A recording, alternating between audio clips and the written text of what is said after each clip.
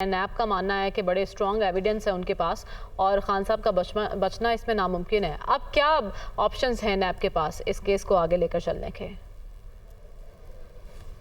देखें, नैब इस केस में दोबारा उसको रिमांड के लिए और ज़ाहिर गिरफ्तारी होगी आज सरे 9, वही एक वक्त गुजरने के बाद अदालत में पेश करना पड़ेगा। उसके लिए एहतसाब अदालत नंबर 1 के जज मोहम्मद बशीर के सामने दोबारा पेश करके दोबारा से रिमांड की इस्तदा करनी होगी। पहले 8 दिन का रिमांड लिया है, वो मामला रुक गया है। अब ये कहेंगे कि देखें जी, वो रिमांड का अमल तो चूँकि गिरफ्तारी ही कालअदम हो गई थी और उसको गैर कानूनी करार दे दिया गया था, तो रिमांड की हैसियत ही नहीं, तो उस मामले में दोबारा से इनिशिएट होना है। तो वो जो रिमांड है वो उसमें कुछ 2-3 दिन का इजाफा हो जाएगा इस सूरत में अगर उनकी गिरफ्तारी होती है। तो ये भी बड़ा इंपॉर्टेंट होगा कि इस्लामाबाद हाई कोर्ट जो है इस केस का कब और क्या फैसला देती है। अच्छा अदील, इन्हीं 2 दिनों में एक इंटरेस्टिंग चीज़ तो हुई है, वो ये कि जिस तरह तोशा खाना केस में फर्द जुर्म से इमरान खान बहुत अरसे से बचते आ रहे थे और आपने कई दफ़ा खड़े होकर अदालत से हमें रिपोर्ट किया है कि आज कभी इम्कानात हैं कि फर्द जुर्म आयद होगी और हमेशा नहीं हुई, लेकिन इन 2 दिनों में इतना ज़रूर हुआ है कि फर्द जुर्म आयद हो गई है। देखिए, फर्द जुर्म तो आयद हो ही नहीं सकती थी कि इमरान खान साहब गेट पे आके गाड़ी गेट के अंदर दाखिल हो के, वो आपको याद होगा कि बाहर निकल गई और उस दिन फर्द जुर्म आयद होने से मुतल्लिक अहम फैसला होना था। तो ये बड़ा उन्होंने कमाल महारत से उन्होंने चीज़ें मैनेज की, उनकी टीम ने मैनेज की। और आपको याद होगा मेरी और आपकी जब ऑफ द रिकॉर्ड बात हुई थी तो तब भी हम यही बात कर रहे थे कि हर सूरत में इन पर फर्द जुर्म कल आयद होगी,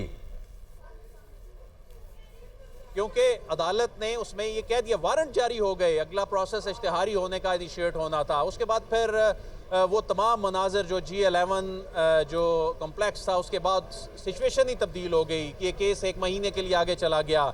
उसमें नई दरख्वास्तों पर समाअत होनी थी, फिर जज साहब का तबादला हो गया, नए जज साहब हुमायूं दिलावर साहब आए। उन्होंने जब उस केस को देखा कि ये मेंटेनेबल होने के हवाले से जो इन्होंने चैलेंज कर रखा है वो 1-2 दिन में डिसाइड हो गया। उसके बाद इमरान खान साहब ने कल भी पेश नहीं होना था क्योंकि उनकी टीम तो बॉयकॉट कर गई और उनकी तो हिकमत अमली ही ये थी कि इस केस को कम अज कम हमने कुछ महीने आगे लेके जाना है फर्द जुर्म आयद होने बिल्कुल। और इसके अगेंस्ट दरखास्त ये दायर की गई थी कि क्या ये केस समाअत के लिए मुकर्रर हो सकता है या नहीं हो सकता, इसकी काबिल समाअत होने पर ही एतराज उठा दिया गया था। काबिल समाअत होने पे एतराज़ उठाया गया क्योंकि ये वो टैक्टिक्स होते हैं जो कामयाब, जो अच्छा वकील होते हैं। हमने देखा कि बड़े बड़े जादूगर वकला होते हैं जो बरसों फर्द जुर्म आयद होने की स्टेज नहीं आने देते। ऐसा ही फारूक एच नाइक साहब को हमने देखा, जरदारी साहब के केसेस में देखा, वो फर्द जुर्म ही आयद नहीं होती थी। तो इस केस में भी एक मंझे हुए फौजदारी वकील उनके साथ ख्वाजा हारिस, ये भी बड़ी इंटरेस्टिंग बात थी कि वही जज मोहम्मद बशीर, वही कमरा अदालत, जो है वही वकला की टीम, लेकिन मुल्जिम बदल गया था। और वही, लेकिन इस मरतबा वो खान साहब के साथ थे। वो यही ख्वाजा हारिस साहब जो हैं वो नवाज शरीफ साहब को फर्द जुर्म से नहीं बचा सके थे। इस मरतबा ये बचाने में कामयाब हो रहे थे, लेकिन इस मरतबा मंजर इसलिए बदल गया क्योंकि कमरा अदालत वही था, वो उठ के बाहर तक नहीं जा सकते थे। और उसके बाद फिर रिमांड का जब हुक्म आ गया तो ऐसी सूरत में वो फर्द जुर्म आयद करने को भी चैलेंज कर दिया गया है। इस मामले को जो अब चूँकि चैलेंज किया गया है फर्द जुर्म आयद करने के मामले को आला अदालत में, तो इस जब 13 को हियरिंग होगी, इसमें प्रोसिक्यूशन को कहा जाएगा कि आप इसमें केस को एस्टैब्लिश करें, तो उसमें यही कहा जाएगा इनकी लीगल टीम की जानिब से कि ये मामला आला अदालत में चैलेंज किया गया है, इसको डिले किया लेकिन अदील, हमने देखा कि उन्होंने अदालती कार्रवाई का बायकॉट किया है और जो जज साहिबा है उन पर अदम एतमाद का इजहार किया है। तो क्या ये पॉसिबिलिटी हो सकती है कि जज की तब्दीली भी मुमकिन हो सके?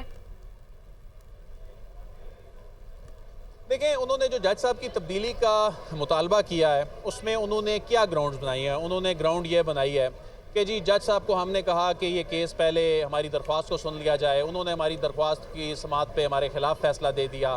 फिर हमने उनको इस्तदा की कि आज फ़र्द जुर्म आयद ना की जाए, तो उन्होंने कर दी। तो ऐसे इम्कानात इतने ज़्यादा नहीं होते। पहले ही एक सेशन जज जो हैं उनसे ये केस जो है ये डाइवर्ट होकर यहाँ आ चुका है। इससे पहले भी PTI की यही हिकमत अमली थी कि ज़फ़र इकबाल साहब के ख़िलाफ़ भी दरख्वास्त देकर और केस उनसे तब्दील कराया जाए। लेकिन जब उन्होंने देखा कि ज़फ़र साहब इकबाल साहब की अदालत से तो मामला अब हफ्तों आगे जा रहा है, तो उसके बाद फिर ये केस वैसे ही उनका तबादला हो चुका था, ये केस हुमायूं दिलावर साहब के पास आया। तो इसमें स्ट्रॉन्ग ग्राउंड्स लेके आनी होती हैं। इस तरह तो हर शख्स जिसको लगे कि मैं केस हार रहा हूँ तो वो जज साहब की तब्दीली की इस्तदा कर दे, उसके लिए ग्राउंड स्ट्रॉन्ग जो है उनको प्रेजेंट करनी पड़ेंगी। लेकिन जो अलकादिर यूनिवर्सिटी ट्रस्ट का मामला है, अलकादिर यूनिवर्सिटी ट्रस्ट का जो मामला है, इस केस को अगर देखा जाए, इसका आउटकम कुछ भी हो, इसमें ज़ाहिर अदालत ने तो कानून के मुताबिक फ़ैसला देना है। लेकिन अगर इसको कहा जाए कि ये महज एक सियासी केस है, इस केस का शुरू होना ही नहीं बनता था। लेकिन क्वेश्चंस तो बहुत से हैं इसमें। क्वेश्चन तो हैं कि एक अमाउंट तो आई, इस्टेब्लिश फैक्ट है, वो सील बंद लिफाफे में काबीना से वो जो मंजूरी ली गई और वो रकम डाइवर्ट हुई, ये एक इस्टेब्लिश फैक्ट है। जो एक इदारे की जानिब से जो ज़मीन 450 कनाल दी गई वाज़े है, उसके ट्रस्टी कौन है? इमरान खान साहब और उनकी अहलिया हैं, इसमें कोई दूसरी राय नहीं है, डॉक्यूमेंटेड है। चाहे वो फ्री तालीम दे रहा है, उसका मकसद कुछ भी है, लेकिन ये तमाम चीज़ें ग्राउंड पर मौजूद हैं। और इसका अब सिर्फ रिलेट करना, नैब ने ये रिलेट करना है इसको कि वो जो डील हुई थी, वो जो एडजस्ट कर दी गई थी अमाउंट 60 अरब रुपए की, क्या उसका इससे कोई रिलेशन बनता है? क्या ये अच्छा कोई दिल ये बताएगा कि खान साहब के लिए की मुश्किल महाज क्या है? तोशा खाना केस ज्यादा खतरनाक है उनके लिए या फिर ये अलकादिर ट्रस्ट?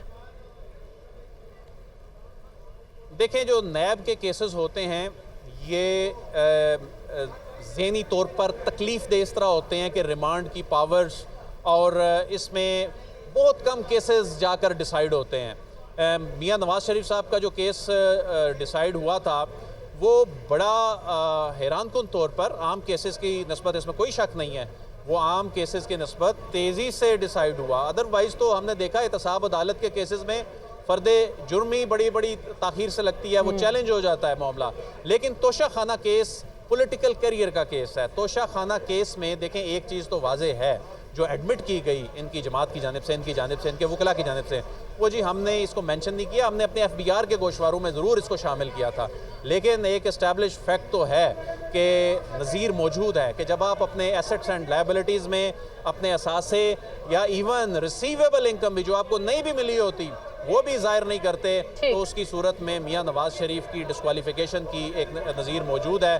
तो तोशा खाना केस को ही ये अवॉइड कर रहे हैं प्रॉपर। ठीक है, तो इस वक्त तोशा खाना केस को अवॉइड किया जा रहा है। लेकिन इस वक्त ये सवाल भी हम आपसे पूछना चाह रहे हैं कि इस वक्त करंट सिचुएशन क्या है? क्या खान साहब अहाता अदालत से बाहर निकल चुके हैं? इससे मुतालिक आपसे जानूंगी, लेकिन उससे पहले अपने नाजरीन को एक बार फिर आगाह कर दूं कि सुप्रीम कोर्ट ने साबिक वज़ीर आज़म इमरान खान की गिरफ्तारी को गैर कानूनी करार देकर फौरी रिहा करने और इस्लामाबाद हाई कोर्ट से रुजू करने का हुक्म दे दिया है। साबिक वज़ीर आज़म इमरान खान की गिरफ्तारी के खिलाफ सुप्रीम कोर्ट में दरख्वास्त की समाअत हुई तो चीफ जस्टिस उमर अता बंदियाल की सरबराही में 3 रुकनी बेंच ने इसकी समाअत की।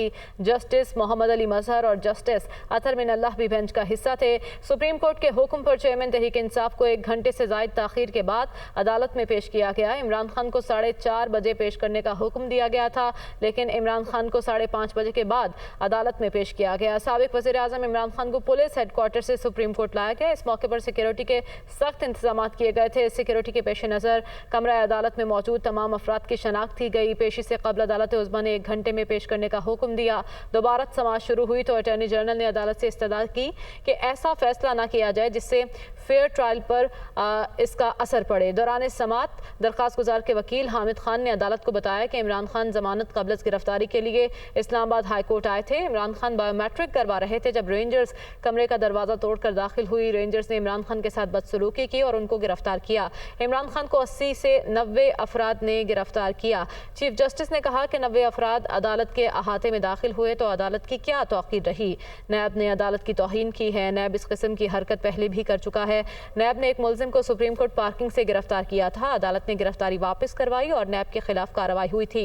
मामला अदलिया के एहतराम का है और जो अहम रिमार्क्स दिए गए जज साहिबान की जानिब से, उनका कहना था कि क्या ही हो कि अगर घड़ी को वापस कर दिया जाए और वक्त को वापस गुजार दिया जाए, मामला वहीं पहुंचा दिया जाए जहां से बायोमेट्रिक का मामला शुरू हुआ था। अदील वड़ाइच हमारे साथ मौजूद हैं। जी अदील, ओवर टू यू। महदूद आज़ादी है ये, मुकम्मल आज़ादी नहीं है, एब्सोल्यूट आज़ादी नहीं है। इसको पुलिस की कस्टडी में के साथ मशरूत किया गया है। इमरान खान गेस्ट हाउस में, पुलिस लाइन के गेस्ट हाउस में मौजूद रहेंगे। उनकी मर्ज़ी के 10 लोग वहाँ पर मौजूद होंगे जिनका वो नाम देंगे, और ये महदूद नकलो हरकत होगी और ये रिस्ट्रिक्टेड होगी, और इसमें इमरान खान आज़ादाना नहीं घूम सकेंगे। इमरान खान की घर भिजवाए जाने की इस्तदा मुस्तरद कर दी गई है और इमरान खान